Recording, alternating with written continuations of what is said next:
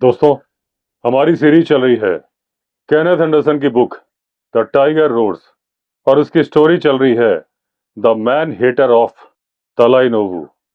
कहानी के पिछले एपिसोड्स प्लेलिस्ट में है। आगे की कहानी कंटिन्यू करते हैं। केनेथ एंडरसन अपने बेटे डोनाल्ड की जीप में और दो और लोगों के साथ कैंपिंग करने और मछली मारने के लिए गए थे। रात को जब कैंप के अंदर केनेथ एंडरसन सो रहे थे, अचानक से उनकी नींद खुली और उन्हें समझ में नहीं आया कि किस आवाज की वजह से उनकी नींद खुली। रात के बजे थे 3 और कैंप के बाहर जो आग जलाई थी वो बुझ चुकी थी। सिर्फ उसमें अंगारे थे और इनका जो नौकर जिसकी ड्यूटी लगाई थी रात भर आग जलने देने के लिए, वो गहरी नींद में सो रहा था। तभी अचानक इन्हें गुर्राहट की आवाज सुनाई दी और ये समझ गए कि इनकी नींद खुली है तेंदुए की गुर्राहट से।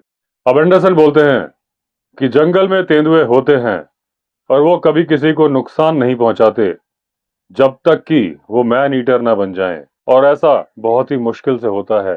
तब होता है जब या तो तेंदुआ घायल हो या कोई और वजह हो या फिर बहुत बूढ़ा हो गया हो जिसकी वजह से वो शिकार नहीं कर पा रहा हो। वैसे तेंदुए बहुत ज्यादा शर्मीले होते हैं, इंसान को देख के डर जाते हैं, इंसान के सामने नहीं आना चाहते। अब इन्होंने सोचा कि जो लेपर्ड गुर्रा रहा है, हालांकि वो बहुत नजदीक से गुर्रा रहा है, लेकिन शायद उसने अभी तक हमारे जलते हुए अंगारे नहीं देखे। जैसे ही वो ये देख लेगा कि यहाँ पर आग है, चुपचाप भाग कर चला जाएगा। तो ये चुपचाप लेटे लेटे अपने कानों पर जोर डालते रहे ताकि आवाज को सुन सके। आवाज फिर आई, इस बार नजदीक से आई, ज्यादा जोर से आई। एंडरसन ने सोचा कि इतने नजदीक आकर तेंदुआ अंगारों को ना देखे, ऐसा हो नहीं सकता। इसने पक्का अंगारों को देख लिया होगा। फिर क्या वजह है कि ये यहां से भाग नहीं रहा है और मुझे चैन से सोने भी नहीं दे रहा है। अब फिर से अब एक जोरदार दहाड़ सी आई और एंडरसन को लगा कि लगता है इसने हमें देख लिया है, इसलिए दहाड़ रहा है। अब ये यहां से चला जाएगा। लेकिन दहाड़ फिर आई। एंडरसन को लगा ये जा क्यों नहीं रहा है। अब एंडरसन ने आधी आंखें खोल रखी थी और वो सोच रहे थे कि या तो ये पैंथर बहुत ज्यादा इंक्वायरी करने के मूड में है और या फिर जरूरत से ज्यादा साहसी या फिर दुस्साहसी है। फिर इन्होंने सोचा, यार मैं तो बीच में लेटा हूं, मैं तो सुरक्षित हूं। एक तरफ टाइनी लेटा है, एक तरफ डोनाल्ड है, एक तरफ थंगा वैलू है और एक तरफ मरविन है। पैंथर मेरे पास नहीं पहुंच पाएगा। अब पैंथर ने दोबारा जबरदस्त दहाड़ मारी। अचानक से एंडरसन उठकर बैठ गए, अपनी टॉर्च को टटोलने लगे। अब अपनी आंखें मीचते हुए, क्योंकि इनकी आंखों में नींद भरी थी, इन्होंने सीधी टॉर्च मारी उस लेपर्ड की आंखों पर। देखा कि छलांग लगाने की तैयारी में एक पैंथर थंगा वेलू से कुछ ही फीट की दूरी पर है और हमला करने ही वाला है। और ये लेपर्ड हमला करने वाला था, इस बात के संकेत ऐसे मिल रहे थे कि अपनी पूंछ कभी दाएं कभी बाएं हिला रहा था। साफ जाहिर था कि यह हमला ही करने वाला है। एंडरसन अपनी राइफल को टटोलने लगे, जो कि उन्हें लोड करके अपने बगल में ही रखी थी। अब इनके हाथ में राइफल आ चुकी थी। ये उस लेपर्ड को गोली मारने ही वाले थे कि तभी थंगा वेलू ने सब सत्यानाश कर दिया। अचानक से उठा और वो डेगची जिसमें टाइनी के लिए पानी उबाल के रखा था, उसमें लात मार दी। मुझे लगता था कि उसकी जंगल इंस्टिंक्ट बहुत अच्छी है, लेकिन आज लगा कि मैं गलत सोचता था। अब टॉर्च इनके राइट हैंड में थी, राइफल इनके लेफ्ट हैंड में थी और या तो टॉर्च की रोशनी आंखों में पड़ने से या डेगची पे लात पड़ने से पैंथर समझ गया कि उसकी पोजीशन रिवील हो गई है और वो चुपचाप उठ के भाग गया। तो वो जल्दी से छलांग मारता हुआ भाग गया। अब थंगा वेलू से पूछा कि तुमने लात क्यों मारी। बोला, मुझे नहीं मालूम क्यों मारी, उसे तो मालूम ही नहीं था कि वहां पे लेपर्ड है। शायद नींद में ही उसने लात मार दी थी। अब एंडरसन ने सबको उठाया और बताया कि क्या हुआ था। अब एंडरसन का बेटा डोनाल्ड बोला कि डैड, आपको बुरा सपना आया है और उसका कारण है चिकन बिरयानी और पोर्क विंडालू जो आपने ज्यादा खा लिए थे। मैं तो यही लेटा था, मुझे तो पूरी रात कोई भी आवाज सुनाई नहीं दी। और मुझे तो शक है 1-1.5 मील की दूरी में भी कोई पैंथर यहाँ पर होगा। अब बाकी लोग भी हंसने लगे और एंडरसन सोच रहे थे कि देखो, ये डोनाल्ड बोल रहा है कि इसने कोई आवाज नहीं सुनी। इसके खर्राटों में ये इतनी जोर जोर से खर्राटे ले रहा था कि दूसरा कोई आवाज ना सुन पाए, ये खुद कहां से सुनेगा। ये सोचते सोचते एंडरसन अपने पैरों पर खड़े होने लगे। अब एंडरसन उस जगह पे गए जहां पर पैंथर लेटा हुआ था। उन्होंने कहा, आओ तुम्हें दिखाता हूं उसके निशान। लेकिन जब वहां पे गए तो जमीन बड़ी हार्ड थी, वहां पर कोई निशान नहीं थे। तो उनका बेटा डोनाल्ड बोला कि डैड, क्या देखूं? और मरवन चिल्लाया कि बिना बात के मुझे नींद से क्यों उठा दिया। अब सारे लोग अपनी अपनी जगह पर सोने के लिए चले गए। किसी को इस बात का यकीन नहीं था कि जो एंडरसन बोल रहे हैं वो सच है। थंगावेलु भी सोने चला गया। लेकिन एंडरसन जानते थे कि जो उन्होंने देखा वो कोई सपना नहीं था, सच था और बहुत बड़ा खतरा हमारे नजदीक था। अब एंडरसन ने वो आग दोबारा तेज की जो लकड़ी लाके रखी थी थंगावेलु ने, और उसके बाद राइफल और टॉर्च अपने बगल में रख के पूरी रात जगते रहे। बैठ गए थे, अपनी पीठ टिकाई हुई थी अपने बेडरोल पर। और एंडरसन ये भी समझ चुके थे कि ये लेपर्ड जो उन्होंने देखा है ये पक्का मैन ईटर था और ये भूखा भी होगा जिस तरीके से ये आवाज निकाल रहा था। और पूरी संभावना है कि ये रात को वापस लौटेगा। 1 घंटे के बाद पहाड़ की तरफ से एक सांबर डियर कॉल करने लगा और उसके थोड़ी देर बाद स्पॉटेड डियर भी अलार्म कॉल करने लगे। एंडरसन समझ गए कि लेपर्ड अब पहाड़ की तरफ जा रहा है। अब हल्की हल्की चांदनी रात हो चुकी थी। पानी बहता हुआ नजर आ रहा था। आसपास की चीजें भी नजर आ रही थी। एंडरसन को बहुत नींद आ रही थी लेकिन ये सोए नहीं थे। सुबह सबसे पहले टाइनी उठा। उठ के बोला, आप जग रहे हो? अब ये मत बोलना कि पूरी रात ही आप जगते रहे हो। मैंने टाइनी की बात का कोई जवाब नहीं दिया। मैंने केवल ये बोला कि थंगावेलु को उठाओ और बोलो चाय बनाए, पानी उबालने के लिए रखे। और उसके बाद मैं सो गया। जब तक पानी उबल रहा था मैं सो रहा था। अब टाइनी पूरे दिन मछली पकड़ता रहा। उसे 10 पाउंड की एक महासीर मछली भी मिली। उसने कुछ और भी बड़ी मछलियां पकड़ी। डोनाल्ड भी ट्राई कर रहा था मछली पकड़ने के लिए, लेकिन उसके पास भी मेरी तरह धैर्य नहीं है, तो वो कोई मछली पकड़ नहीं पाया। अब मरवन ने कहा कि वो नहाना चाहता है और वहां पर वो नहाता तो मछलियां डिस्टर्ब हो जाती। तो वो नीचे की तरफ जाने लगा, अपने कंधे पर अपनी टॉवल डाले। एंडरसन को याद आया कि इस इलाके में मैन ईटर है जिसका किसी ने भरोसा नहीं किया था। तो मैंने मरवन से कहा, रुक जाओ, मैं भी आ रहा हूं। और अपनी टॉवल को हिलाते हुए राइफल को उठा के मरवन के पीछे पीछे चल दिए केनेथ एंडरसन। अब दोपहर हो गई थी और दोपहर को सबने खाना खाया। सबको नींद आ रही थी। एंडरसन को भी नींद आ रही थी। अभी उनकी आंखें अध खुली ही थी कि उन्हें 3 बार बम की आवाज आई। देखा तो वो शिकारी थे, वो मछुआरे जो बम फोड़ के शिकार करते थे। ब्रॉड डे लाइट में वो शिकार कर रहे थे और उन्हें किसी का डर नहीं था। अब इनको वो 2 गोल नाव नजर आ गई जिसमें एक में मछुआरे बैठे थे, एक में सिंगल मछुआरा जिसमें मछली रखी जाती थी। अब उन लोगों ने जैसे ही एंडरसन और उनकी टीम को देखा, जल्दी जल्दी चप्पू मार के नदी के दूसरे किनारे की तरफ जाने की कोशिश करने लगे।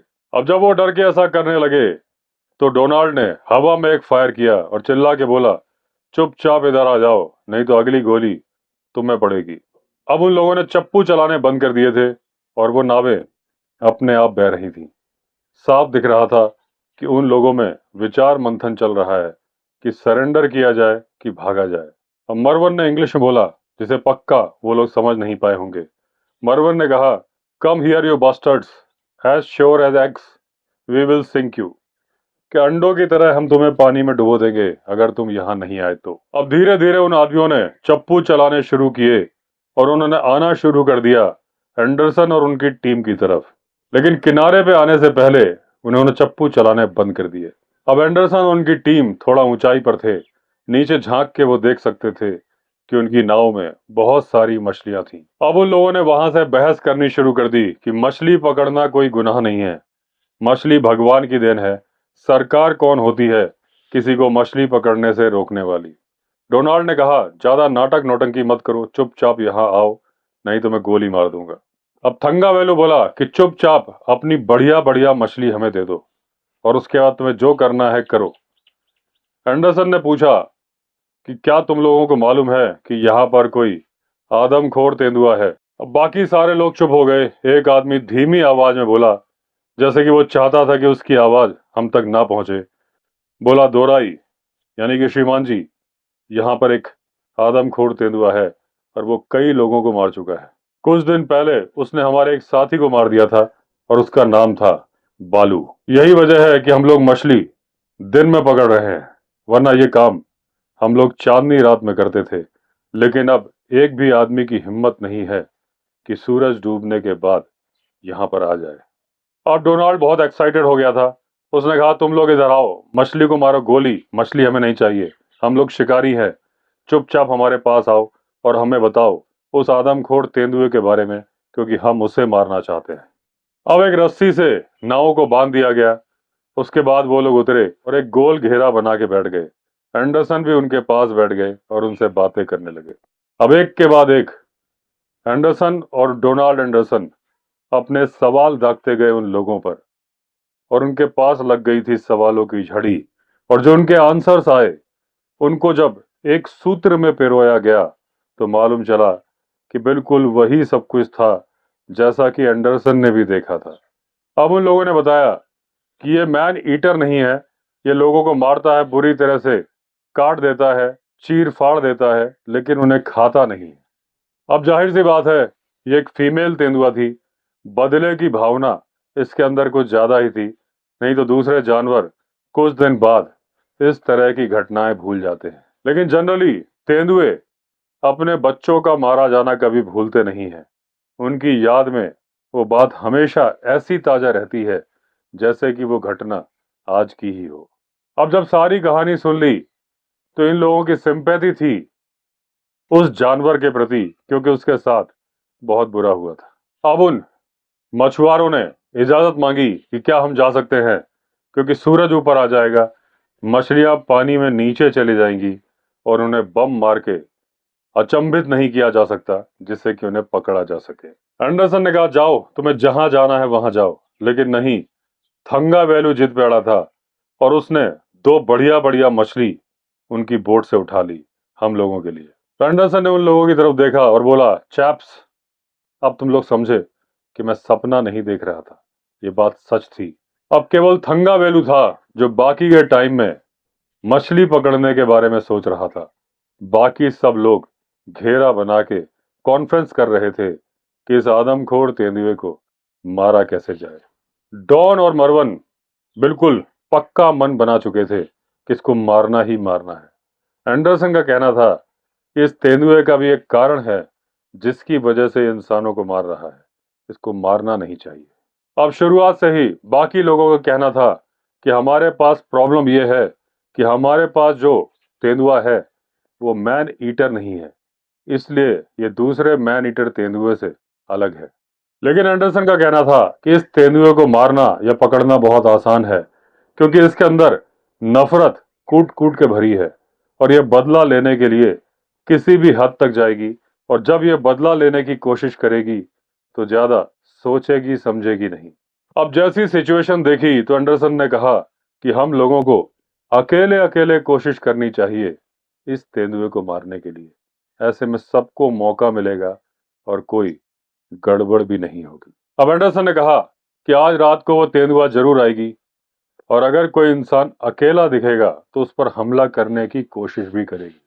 हालांकि मछुआरों ने कहा था कि वो तो ग्रुप पर भी हमला कर सकती है, वो डरती नहीं है किसी से। क्योंकि थंगा वेलू ने आइडिया दिया था कि जीप में चलते हैं तलाई नोवू और वहां से भैंस के बछड़े खरीदते हैं, उनको बांध देते हैं और इंतजार करते हैं तेंदुए का। लेकिन एंडरसन ने सोचा, अकेले अकेले जाएंगे तो जब मेरा नंबर आएगा तो गोली मारने के बेहतर चांसेस होंगे, और अगर बेट लेके आते तो उनको वहां से पैदल लेके आना पड़ता, अलग अलग जगह पर ले जाके बांधना पड़ता, और इस बात की पूरी संभावना थी कि उस पैंथर को भैंसे से कोई दुश्मनी नहीं थी, उसे दुश्मनी थी इंसानों से। वो फिर भी इंसान ही ढूंढ रही होती। अब किस्मत से डॉन अपनी .423 माउजर राइफल लेके आया था और साथ में लेके आया था मैं अपनी .475 विंचेस्टर राइफल लाया था और साथ में लाया था एक 12 बोर की शॉटगन। तो हमारे पास 4 बंदूकें थीं। हर इंसान एक बंदूक रख सकता था। अब हमने ये डिसाइड किया कि 12 बोर की शॉटगन में लीथल बॉल डाल के टाइनी एक बार जाएगा नदी के किनारे किनारे काफी दूर तक टहलेगा, उसके बाद लौट के आएगा। उसके बाद मरवन भी ऐसा ही करेगा दूसरी 12 बोर की शॉटगन को लेके। मैं और डोनाल्ड, जिनके पास थी अपनी अपनी राइफल, जंगल में अलग अलग डायरेक्शन में जाएंगे। थंगावेलू पेड़ के ऊपर बैठेगा, दूर तक निगाह रखेगा और हमारा जो कैंप का सामान है यहाँ वहां बिखरा है और जीप है, उस पर भी निगाह रखेगा। और यह भी तय कर लिया गया था कि जो भी जहां जाएगा शाम को 5 बजे अपने आप कैंप में लौट आएगा। अब उसके बाद सारे लोग प्लान के अकॉर्डिंग अपनी अपनी दिशा में निकल गए। सारे लोग उम्मीद कर रहे थे कि वो ही लकी इंसान हो जिसके ऊपर पैंथर अटैक करे और वो पैंथर को गोली मारे। एंडरसन ने सबसे बोल दिया था, सावधानी बरतना, लेपर्ड जब भी करेगा सरप्राइज अटैक करेगा। और एंडरसन बोलते हैं कि मुझे नहीं पता कि उन लोगों को खतरे की गंभीरता पता थी या नहीं। उन्हें यह मालूम था कि नहीं कि वो पैंथर का शिकार करने नहीं जा रहे हैं, खुद को बेट बना के जा रहे हैं, क्योंकि वो तेंदुआ इंसानों को देख के झपटता है और उस टेरेन में जा रहे हैं जहां सारे के सारे एडवांटेज तेंदुए के पास हैं। एंडरसन ने वो दिशा पकड़ी जिस दिशा से सांबर डियर की कॉल करने की आवाज आई थी। एंडरसन को उम्मीद थी कि क्या पता इस डायरेक्शन में कोई गुफा हो जहां जाके तेंदुआ आराम करता हो। तो बिना मतलब में कहीं भी जंगल में भटकने से अच्छा था कि उस भटकने का कुछ तो आधार हो। अब नदी की तरफ जाने के बाद एंडरसन को एक गेम ट्रेल यानी कि जंगल की पगडंडी जिसे जानवर इस्तेमाल करते थे मिल गया, जो कि उसी डायरेक्शन में जा रहा था जिस डायरेक्शन से ये लोग जीप से आए थे। ये अच्छा खासा बना हुआ रास्ता था। इससे सांबर डियर, स्पॉटेड डियर जाया करते थे।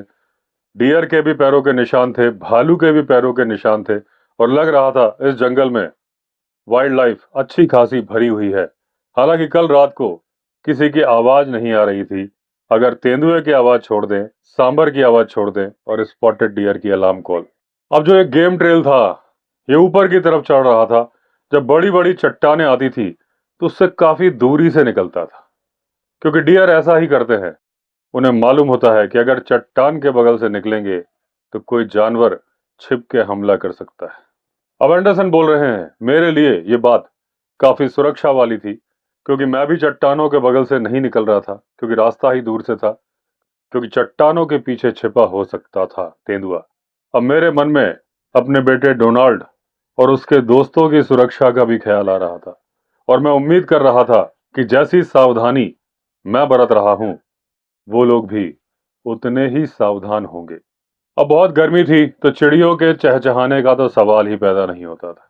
तो मैं यहाँ वहां हर जगह देख रहा था और पूरी सावधानी से आगे बढ़ता जा रहा था। एंडरसन जानते थे कि असली खतरा उन्हें पीछे की तरफ से है, क्योंकि चाहे वो लेपर्ड हो, चाहे वो टाइगर हो, भले ही वो टाइगर मैन ईटर हो, उसने कई इंसान मार दिए हों, फिर भी उसके मन से इंसानों का खतरा पूरी तरह से नहीं जाता और जब भी वो हमला करता है पीछे की तरफ से ही करता है। तो थोड़ी दूर चलने के बाद एंडरसन रुकते थे, पीछे मुड़ के देखते थे। केवल पीछे मुड़ के नहीं देखते थे, घास और झाड़ियों को भी देखते थे कि कोई झाड़ी मुड़ के सीधी हो रही है क्या, क्योंकि ये संकेत होता है जब जानवर छिप कर घात लगा के चलता है, झाड़ियां मुड़ जाती हैं, घास मुड़ जाती है। अब ये पूरी सावधानी बरत रहे थे तो कई बार इन्हें धोखे भी हो रहे थे। अचानक से इनको लगता था कि झाड़ियों में सरसराहट की आवाज हुई। कभी इनको किसी टहनी के चटकने की आवाज आती थी, कभी इन्हें ऐसा लगता था झाड़ी मुड़ के सीधी हो रही है। हर वक्त ये .405 जो कि डोनाल्ड की राइफल थी ये कैरी कर रहे थे, उसे आधा उठाते थे फिर नीचे कर देते थे। बार बार इन्हें लगता था कि कोई इन्हें वॉच कर रहा है और हर वक्त इन्हें लगता था कि झाड़ियों के पीछे कुछ धब्बेदार है, लेकिन वो होता नहीं था। अब जो भी टहनी इनको मुड़ती हुई दिखती थी ये बड़े ध्यान से उसको देखते थे कि क्या ये दोबारा मुड़ रही है।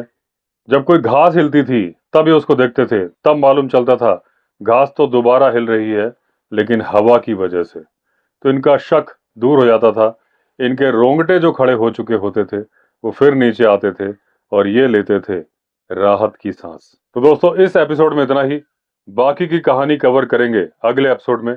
अगर आपने चैनल सब्सक्राइब नहीं किया है तो चैनल सब्सक्राइब कर दीजिए। चलिए फिर मिलते हैं, तब तक के लिए all the best. Vande Mataram.